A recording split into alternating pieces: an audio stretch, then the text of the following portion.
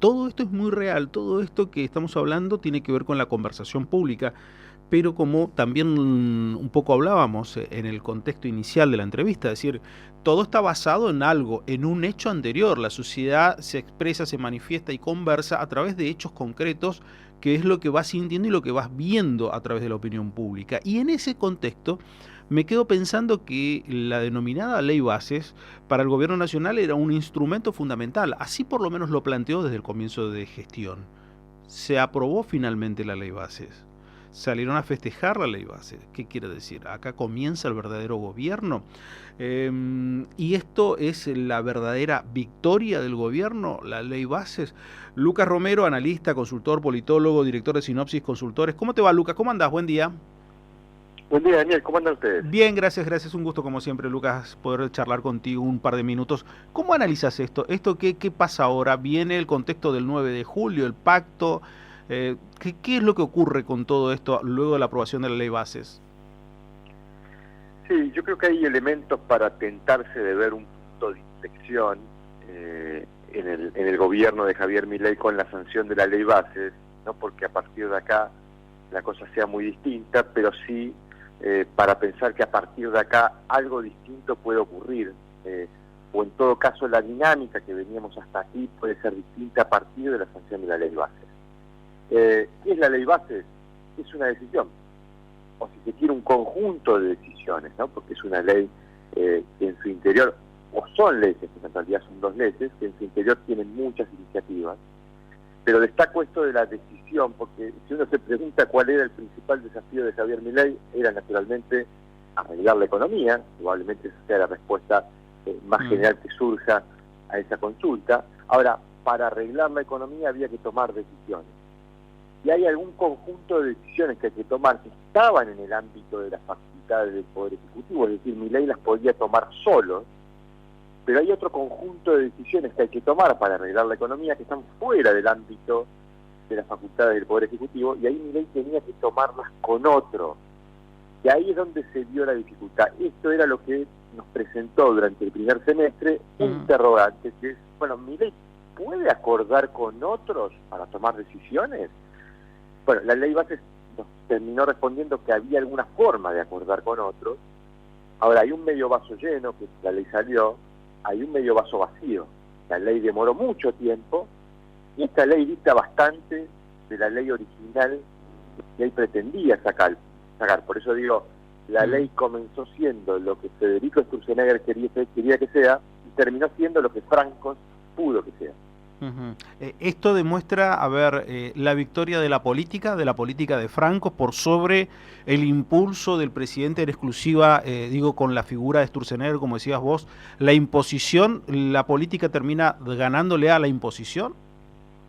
Sí, claramente veíamos un presidente al comienzo que nos decía públicamente no negocio nada, que se mostraba dogmático, y terminamos viendo un presidente que curiosamente entrona a Guillermo Franco al lugar más importante del equipo de gobierno, ¿no? A la jefatura de gabinete, siendo Guillermo Franco el personaje más políticamente experimentado de este tipo de gobierno. Así que creo que hubo una fase de aprendizaje. Ahora, vuelvo a esta idea del punto de inflexión, porque se puede cambiar la ley base. Muy difícil decirle a la gente que la ley base no va a producir ningún cambio. Es muy difícil decirle a la gente en qué le va a cambiar su vida cotidiana en la ley base. Las dos cosas son ciertas.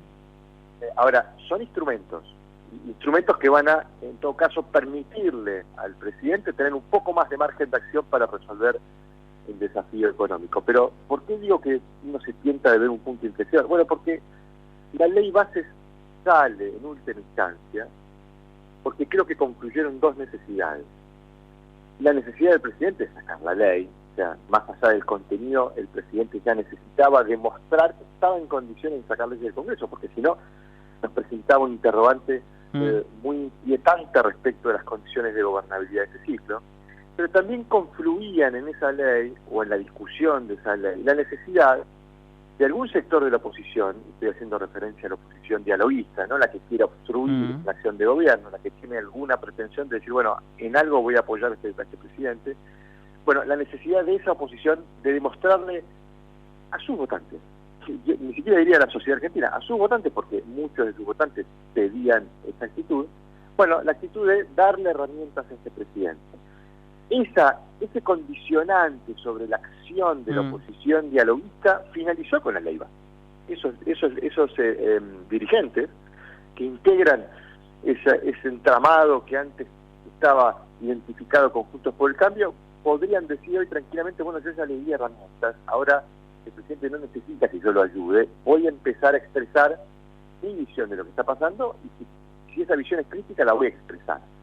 Por esto creo que la dinámica entre oficialismo y oposición puede ser algo distinta a partir de la sanción de la ley base. Podemos encontrar una dinámica un poco más compleja para el presidente, veremos si eso es así, pero en todo caso allí sí pudiera haber un punto de inflexión respecto de qué es lo que vemos en la escena política. Ahora, esa escena política, ¿cuánto cambia? ¿Por qué? Porque no solamente el presidente obtiene esto, sino en el rearmado por el tiempo que ya ha transcurrido, que están haciendo las otras fuerzas. Digo, ¿cuánto va a entrar a jugar ahora?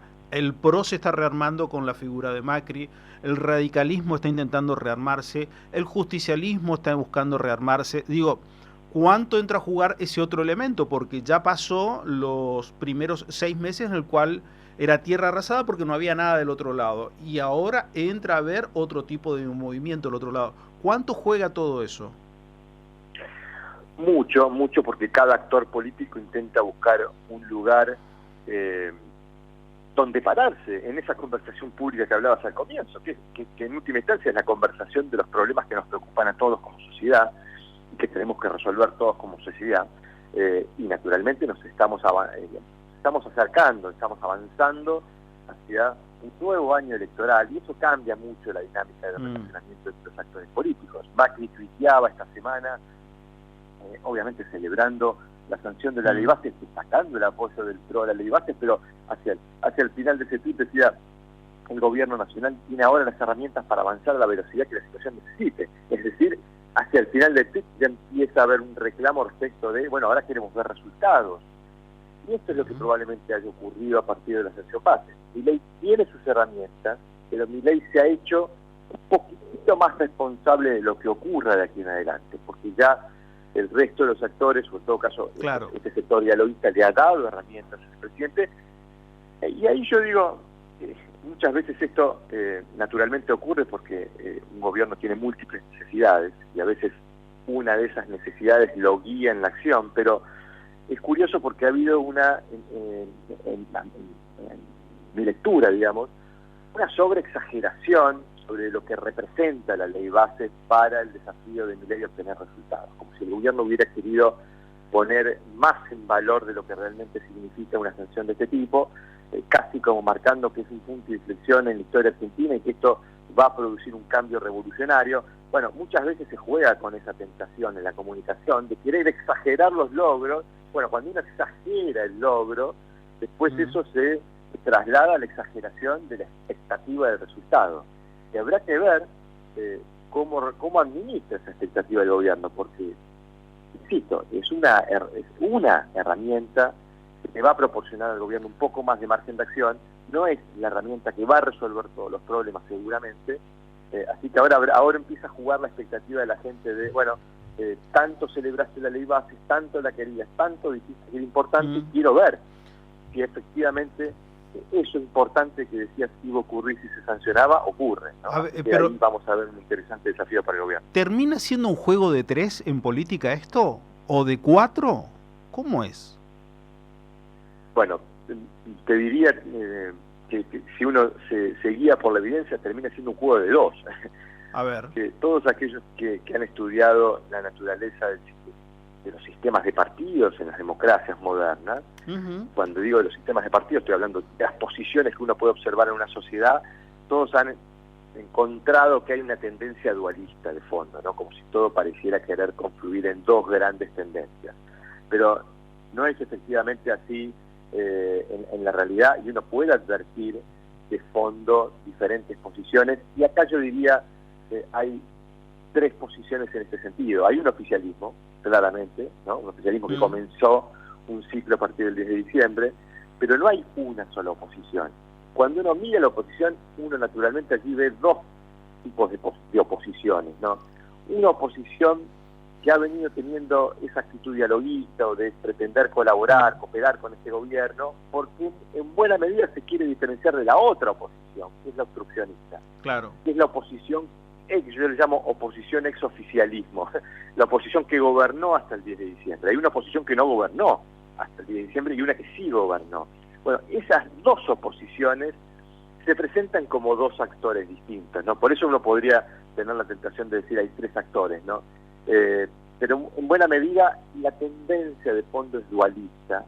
Y esto no es un dato menor, porque si algo hemos visto en este comienzo de ciclo es que buena parte de esos votantes de esa oposición no exoficialista, o si se quiere, de la oposición que antes era Juntos por el Cambio, buena parte de esos votantes quieren y están ilusionados con que este gobierno le vaya bien, pueda producir los cambios deseados, y eso la pone a esa oposición no exoficialista en una situación bastante compleja, ¿no? Porque sus votantes quieren que esto salga bien, miran y quizás algunas cosas no les gustan, pero quieren que Milei le resuelva los problemas, y le reclama a sus dirigentes, bueno, no pongan palos en la rueda, ¿no? Y ese es el equilibrio difícil que tiene que hacer ese tercer actor que pareciera estar entre esos dos extremos, el oficialismo y la oposición obstruccionista. Claro, claro, pero a ver, entonces estamos en el escenario que habitualmente es dualista, que todo es un escenario dualista, pero en realidad hoy podríamos hablar de tres sectores, con uno que está buscando ver cómo terminar de armarse, digo, porque está el extremo de la oposición, que podríamos decir netamente el justicialismo, por el otro lado el oficialismo, y por otro el tercero que